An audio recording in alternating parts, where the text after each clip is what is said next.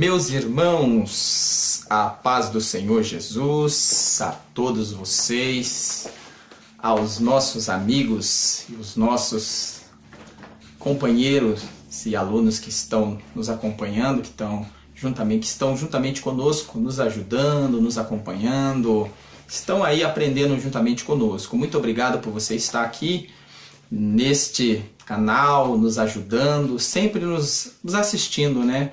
Você que tem deixado o seu comentário, você que tem deixado o seu like, você que tem participado juntamente conosco, né? Então, desde já, quero estar aqui agradecendo a todos os nossos amigos, aos nossos companheiros aí que têm se esforçado, que têm feito, né, a diferença, levado nesses tempos trabalhosos, né?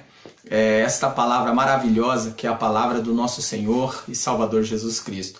Nos foi confiado, quando Jesus, antes dele subir, ser assunto ao céu, nos foi confiado ali um ID. Então Jesus ele nos deixou bem claro para nós ir a todo mundo e pregar o evangelho a toda criatura. Quem crer e for batizado será salvo, mas quem não crer será ou já está condenado. Então esse foi o ID que Jesus deixou a todos nós que aceitamos a Jesus como Salvador. Então nós temos essa incumbência, né, de estarmos pregando o evangelho, levando a salvação às pessoas aí que são necessitadas. Então muito obrigado por você estar juntamente conosco, né, acompanhando aí, nos ajudando a divulgar aí este canal. Sei que muitas das vezes nós não partimos aí de alguns pressupostos, né, entrando num assunto mais teológico, mais que aí muita gente acaba esperando, pensando que, né, todo mundo vai entrar naquela, né, aquela coisa de teologia, difícil, de coisas. Nós estamos aqui interessados em passar a simplicidade do Evangelho. Então eu quero que você continue conosco, fique conosco, nos ajude e continue conosco aí, que nós vamos estar aqui passando aquilo que for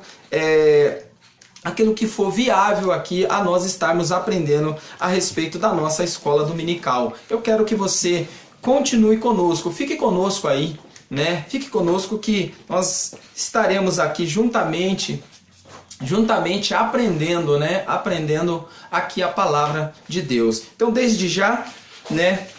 Obrigado aí por você estar aí conosco.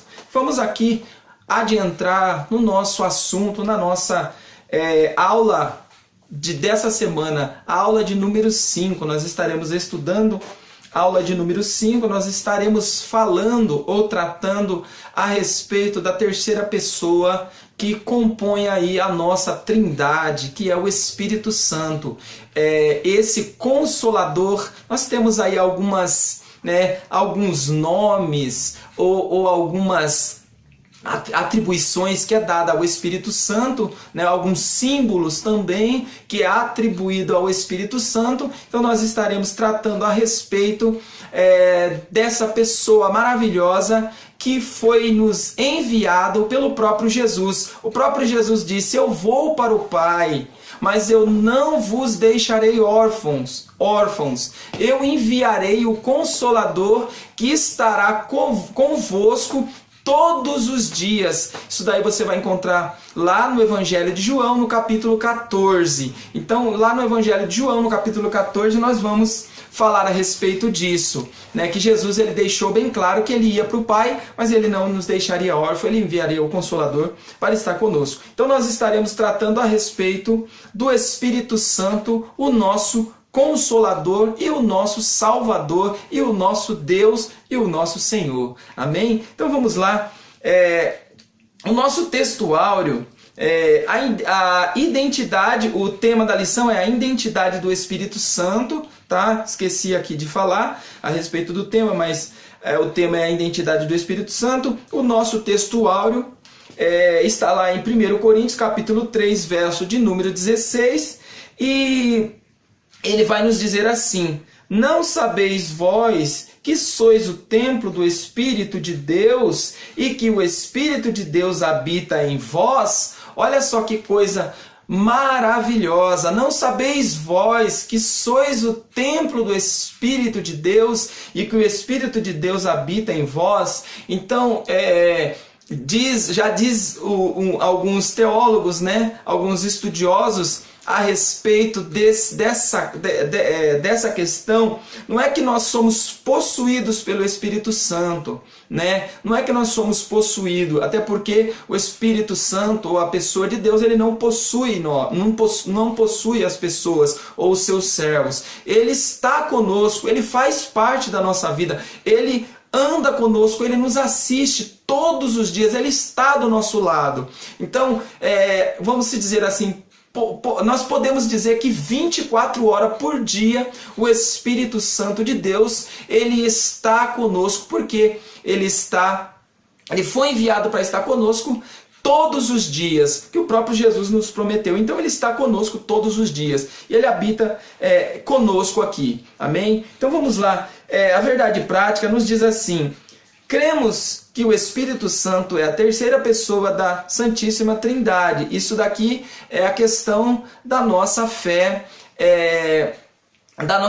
e das doutrinas das Escrituras. Nós cremos com base nas Escrituras, na Trindade. Então, algumas religiões, com certeza, não creem na Trindade, mas isso, né, cada um com a sua fé. Nós cremos conforme a Bíblia nos ensina que o Espírito Santo ele faz parte, né, da Santíssima Trindade. Ainda que os testemunhos de Jeová eles não acreditam, eles acreditam que o Espírito Santo é uma força que emana de Deus, mas nós sabemos, com base nas Escrituras, bases preliminares, bases verídicas, que o Espírito Santo ele é Deus.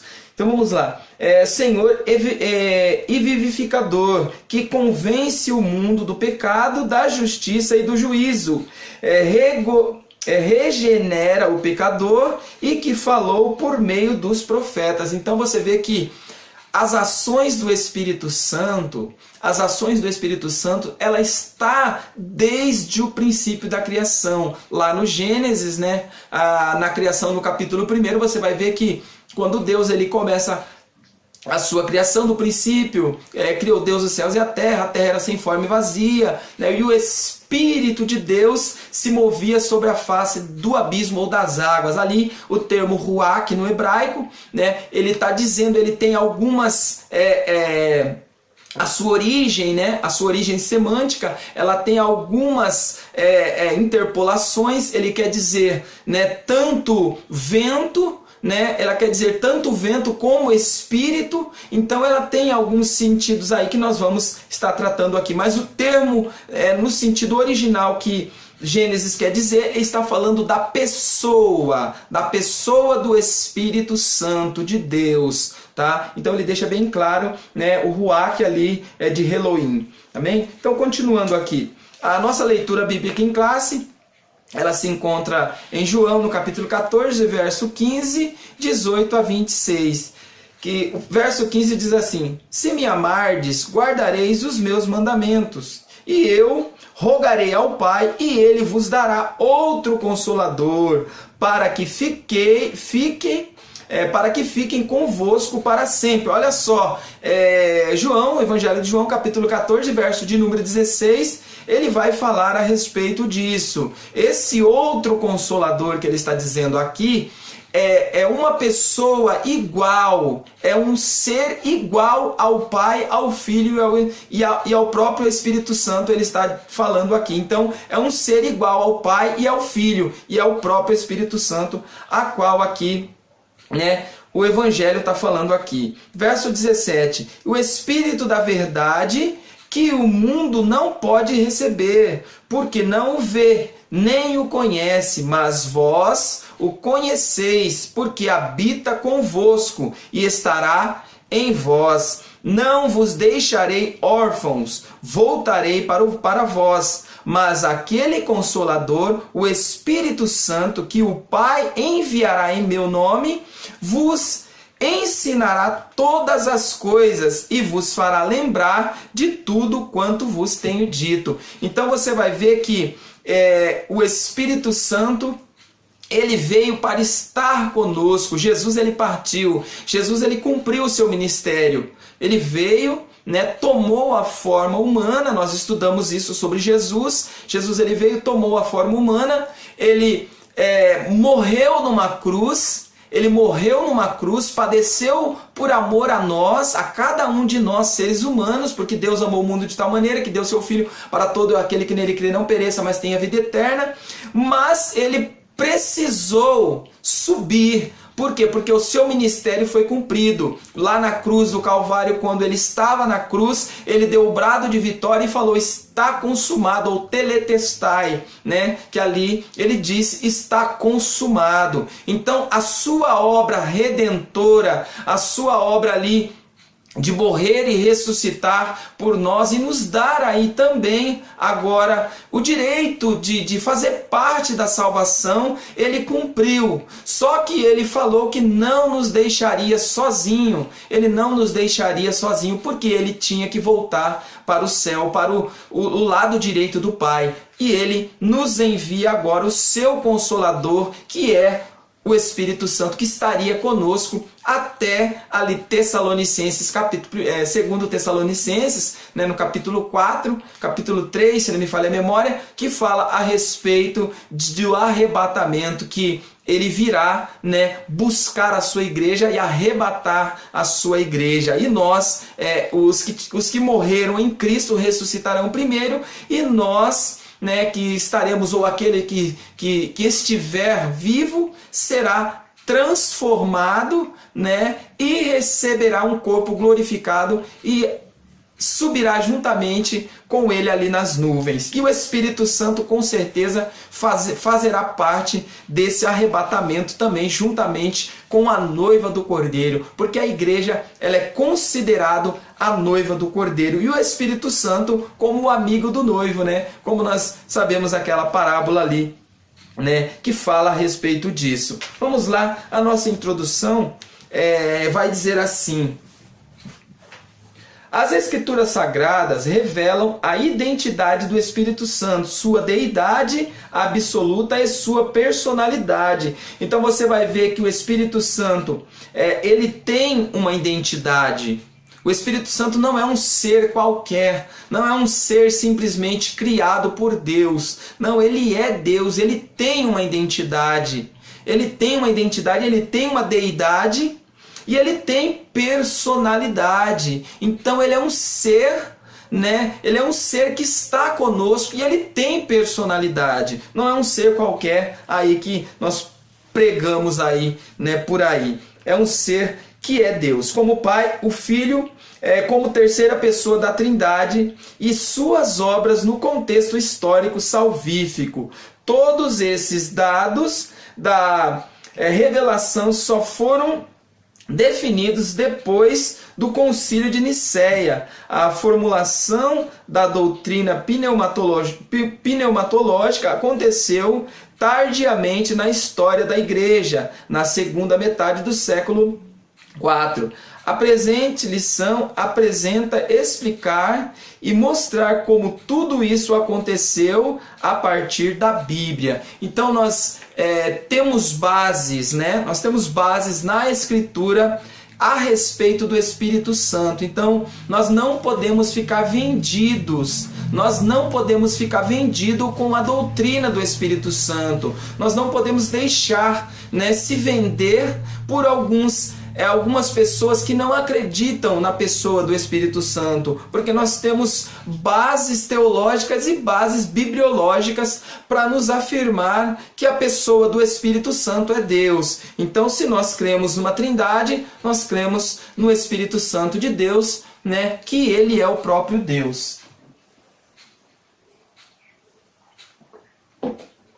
Continuando aqui, primeiro tópico aqui, ele vai dizer assim, o Espírito Santo. Ele vai falar sobre o Espírito Santo. Subtópico 1 vai dizer assim, a revelação divina. A Bíblia mostra que a revelação divina foi progressiva, como disse um dos pais da igreja no século 4. O Antigo Testamento manifestou claramente o Pai e obscuramente o Filho. O Novo manifestou o Filho e obscuramente indicou a divindade do Espírito Santo. Hoje o Espírito habita entre nós e se dá mais claramente a conhecer. Gregório de Naziaso, Gregório de Naziaso, me perdoe, né? O Senhor Jesus revelou o Pai, João 1, verso 18, e o Espírito Santo é quem revela o Filho. Então, vamos dizer assim, né? Jesus ele veio para cumprir, né, o seu ministério de revelar-nos o Pai, e o próprio Espírito Santo ele veio para trazer aí a revelação do próprio Jesus, mas não um Jesus humano, porque o Jesus humano ele se fez carne, né, e habitou entre nós, mas o Espírito Santo ele veio para continuar aí a completar essa obra maravilhosíssima. Não que Jesus não tenha cumprido o seu ministério, né? Jesus cumpriu o seu ministério, porém ele prometeu aí cumprir essa promessa de enviar o Consolador que viria para estar conosco, porque a igreja, né, ela não parou. Quando Jesus ele morreu e ressuscitou, a igreja ela não parou. Jesus não arrebatou a igreja naquele momento. A igreja continuou e a igreja até hoje ainda está na terra. E o Espírito Santo está ainda conosco. Tanto que o próprio apóstolo Paulo, ele fala em Tessalonicenses, né, que o que detém ainda a obra do mal, ou até mesmo o anticristo, o falso profeta, é a própria presença do Espírito Santo. Então nós vemos lá em Tessalonicenses, né, que vai falar, 1 Tessalonicenses vai falar a respeito disso, que quem retém ou quem detém ainda a ação do maligno, a ação do falso profeta, a ação do próprio diabo na terra, é o próprio Espírito Santo. Então aquele que ainda impede, que está aqui impedindo a ação, ele ainda está conosco, está com a igreja. Enquanto a igreja estiver na terra, o Espírito Santo ele estará na terra juntamente com a igreja. Aí alguns colocam uma questão, mas o Espírito Santo ele continuará agindo.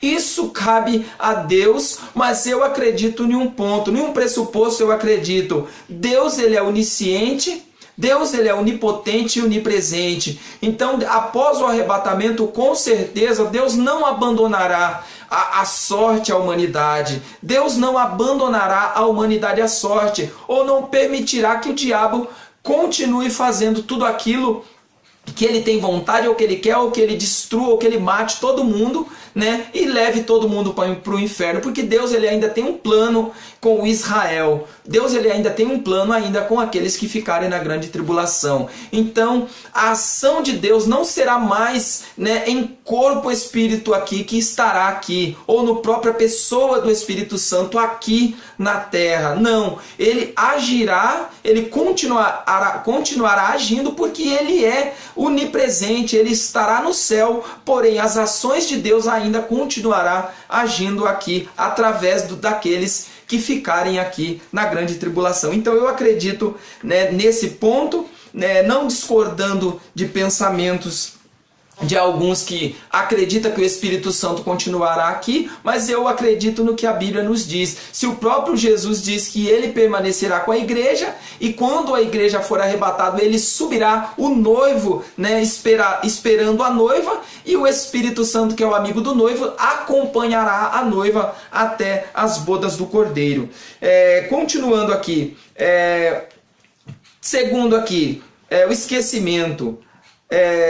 Há abundância de detalhes na Bíblia sobre a identidade do Espírito Santo, no que diz respeito à sua personalidade e divindade, bem como ao seu relacionamento com o Pai e o Filho. Ele aparece literalmente ele aparece continuamente em toda a Bíblia.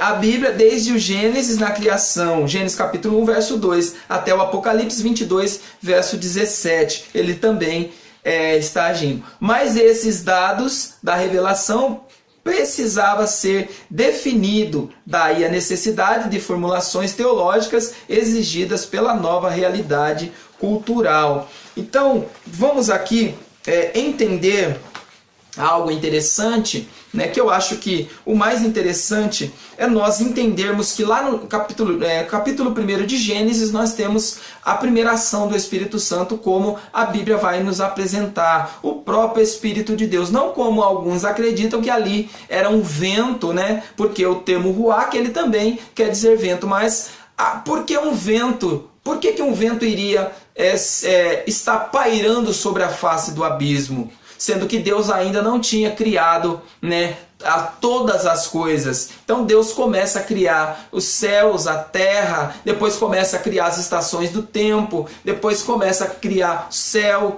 criar a lua, as estrelas, cria todas as coisas, os seres celestiais, todas as coisas. Depois, com certeza, Deus começa criar, depois que cria o ser humano, aí nós vemos aí, mas a ação do Espírito Santo, ela está no princípio aí, ela está agindo no princípio da criação. Então esse Espírito de Deus é o próprio Deus, né, Espírito Santo, que estava ali pairando sobre a face das águas. Eu acredito que o próprio Espírito Santo, o próprio Deus, quando ele cria as suas coisas, ele não somente cria, ele não somente diz uma palavra, ele com certeza ele observa, ele vai e confirma a sua criação, ele olha para a sua criação, ele admira a sua criação, porque quando Deus começa a criar todas as coisas, ele vai dizer que as coisas que ele criou era bom.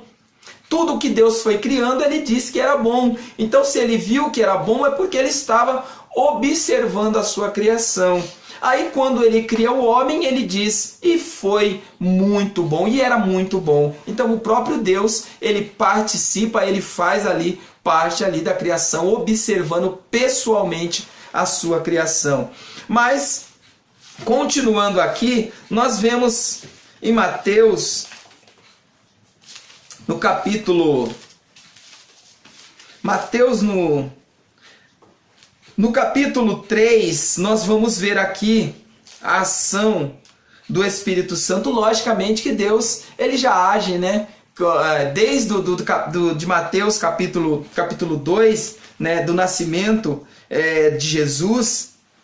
Desde o nascimento de Jesus, você vai ver que o Espírito Santo foi o próprio Espírito Santo que agiu no nascimento de Cristo, porque foi ele que introduziu ali o próprio Jesus ali, né, o fruto ali no ventre da mulher. Então foi o próprio Espírito Santo que gerou Jesus ali no ventre de Maria. Mas você vê aqui que no capítulo 3, no batismo de João, nós temos aqui uma imagem aqui da Trindade específica aqui nesse capítulo. Olha só, verso 13. Então veio Jesus da Galileia ter com João junto do Jordão para ser batizado por ele. Mas João opunha-se-lhe dizendo, eu careço de ser batizado por ti, e vens tu a mim? Jesus, porém, respondendo, disse-lhe, deixa por agora, porque assim nos convém cumprir toda a justiça. Então ele o permitiu. E sendo Jesus batizado, saiu logo da água, e eis que se lhe abriram os céus, e viu o Espírito de Deus, tá bem, né, com letra maiúscula, descendo como pomba e vindo sobre ele. Então você vai ver ali o primeiro símbolo. Nós vamos aqui compreender a respeito, né, de alguns símbolos a qual a Bíblia ela apresenta o Espírito Santo, mas aqui nós vemos esse símbolo aqui do Espírito Santo, né, que aparece aqui no batismo de Jesus como pomba. E eis que uma voz dos céus dizia, este é o meu filho amado, em quem eu me comprazo, ou em quem eu tenho alegria. Então você vê aqui que Jesus ele age, né? Jesus ele age aqui no momento aqui da criação do batismo de Jesus, né? No momento do batismo de Jesus ele vem assim como pomba, ele aparece na sua presença ali, ele se se transforma ali numa forma corpórea de uma pomba. Por quê? Porque, vamos dizer assim, né? Nós conhecemos que a pomba, né, ela é um pássaro meigo, né, um pássaro que ele simboliza a paz, que ele traz ali um simbolismo de paz, né? Então o Espírito Santo ele foi ali caracterizando ali uma forma ali de trazendo a paz à humanidade. Então a presença do Espírito Santo como pomba era sabendo que o príncipe da paz estava sendo batizado ali no Rio Jordão. Então poucos conseguiram compreender, mas nós vemos aqui, né, que o Espírito Santo ele comparece aqui como em forma de pomba. Continuando aqui,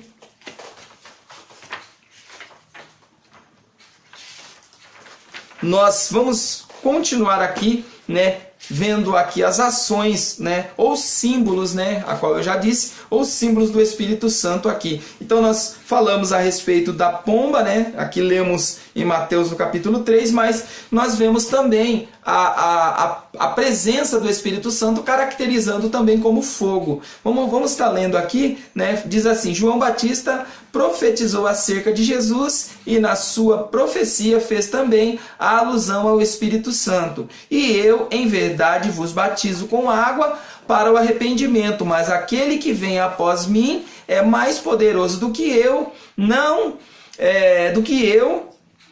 sou digno de lavar as suas sandálias, ele vos batizará com o Espírito Santo e com o fogo. Mateus capítulo 3, verso de número 11. Então você vai ver aqui mais um significado aqui do batismo no Espírito Santo. Ele fala a respeito do fogo, né? Então ele dá mais esse simbolismo aqui ao Espírito Santo, que ele viria a ser esse batismo aqui naqueles que aceitassem a Jesus. Aí nós temos o terceiro aqui, o vento. O vento é uma das representações mais diretamente relacionadas ao Espírito Santo, já que o Espírito em grego é pneuma, sopro, vento. No dia de Pentecoste, além do fogo, ouviu-se também o som de uma ventania. E de repente veio do céu um som como de um vento veemente e impetuoso, encheu toda a casa em que estavam assentados. Lá em Atos, no capítulo 2, verso de número 2. Daqui a pouco eu vou voltar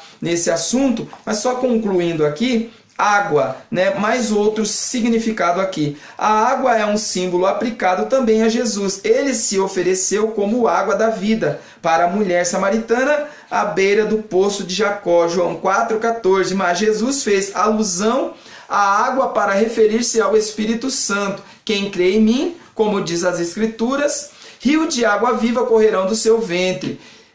E isso disse ele do Espírito que havia de receber os que nele crescem, porque o Espírito Santo ainda não fora dado, por ainda Jesus não ter sido glorificado. João 7, 38, 39. E outra coisa, né, quando acontecia o batismo, né, ou até hoje, quando se acontece o batismo, você vê que é usado, né, usado ali o termo, eu te batizo em nome do Pai, do Filho e do Espírito Santo. Então você vê ali que ali está todo um significado ali, né, da imersão, né, de você entrar na água, da purificação, do novo nascimento, da ressurreição com Cristo, porque nós sabemos que quando Jesus ele morreu e ressuscitou, quem ressuscita Jesus foi o próprio Espírito Santo. Então você vai ver que o Espírito Santo ele está agindo desde a criação até, vamos dizer assim, até o último dia. Então a ação do Espírito Santo ele está, né, conosco aí, né, todos os dias. Mais um significado aqui, o óleo. O azeite era usado na consagração de reis, profetas e sacerdotes. Salmo 133, verso de número 2. No Novo Testamento é aplicado sobre os enfermos. Está alguém entre vós doente, chame os presbíteros, a igreja e orem sobre ele, ungindo-o com azeite em nome do Senhor. Tiago 5,14. A unção feita com óleo passou a ser empregada como a operação do Espírito Santo na pessoa, uma vez que ele é a própria unção. Então você vê aqui que mais o óleo aqui ele caracteriza também, né, a unção do Espírito Santo sobre as pessoas aí, ou sobre a nossa vida. E o outro termo aqui é o selo, né? O selo do Espírito Santo, ou o selo da promessa, a qual nós iremos falar aqui. Foste selado com o Espírito Santo da promessa, o qual é o penhor da nossa herança, para a redenção da possessão de Deus, para louvor da sua glória. Efésios capítulo 1, verso 17 e 14. A figura do selo volta a aparecer nas cartas aos Efésios. E não entristeçais o Espírito Santo de Deus, no qual estáis selados para o dia da redenção. Efésios capítulo 4, verso 30. Então você vai ver que temos aí algumas representações ou símbolos do Espírito Santo. Mas olha só, que coisa interessante, nós, cristãos pentecostais, somos aí questionados aí naquilo que nós acreditamos. Por quê? Porque alguns tradicionais, eles nos criticam porque nós estamos baseados aí a nossa fé.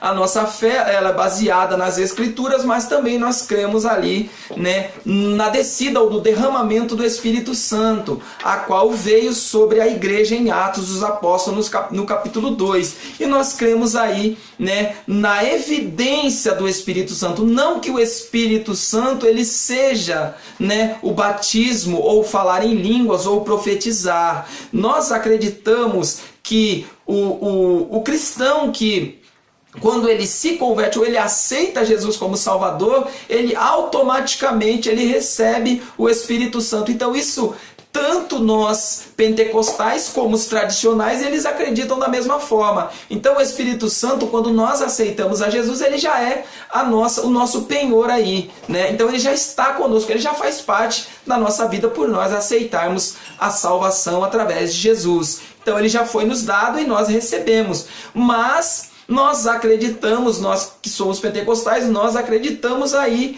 nos dons espirituais, como diz o apóstolo Paulo. O apóstolo Paulo ele enfatiza bem, em Coríntios, ele vai falar a respeito, em 1 Coríntios, do capítulo 14, ele vai falar a respeito aí dos dons espirituais. Então nós não acreditamos que falar em língua seja característica, ou seja, verdadeiramente você ter o Espírito Santo. Falar em línguas, ele é um sinal que você já tem o Espírito Santo.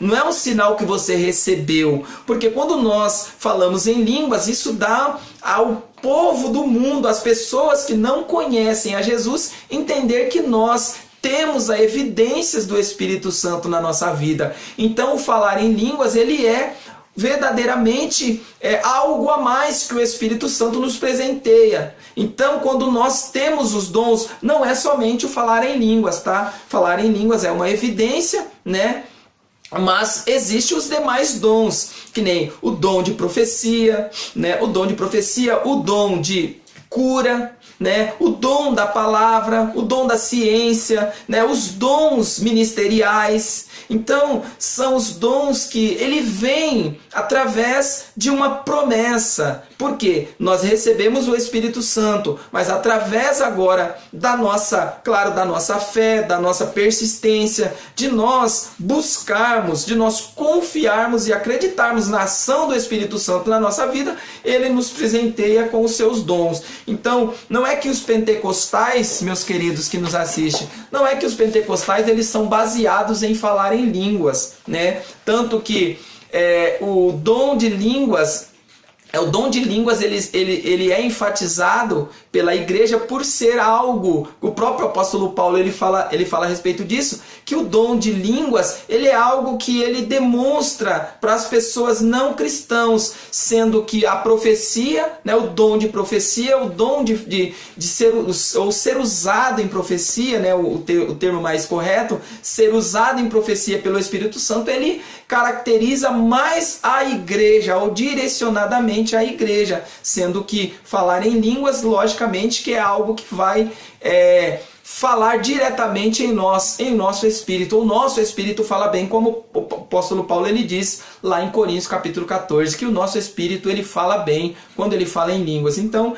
é vamos dizer assim, que é um artifício aí que o próprio Espírito Santo ele nos presenteia para ele mesmo falar com o nosso espírito em coisas misteriosas ou coisas de Deus. Então, vocês aí que não nos vê pentecostais com bons olhos, né, achando que nós não acreditamos da forma correta, então tá aí, nós cremos sim, né, nas ações do Espírito Santo, mas nós não deixamos de buscar o dom de língua. O dom de língua não foi extinta. Vocês que são tradicionais, me perdoem, mas o dom de línguas ele não foi extinta. Nós temos, eu com o que vos falo, eu tenho, graças a Deus, o privilégio de falar em línguas quando o Espírito Santo ele me permite assim falar, porque não é da forma que a gente quer, né? Não é da forma que a gente bem entende, mas quando o Espírito Santo ele nos permite falar.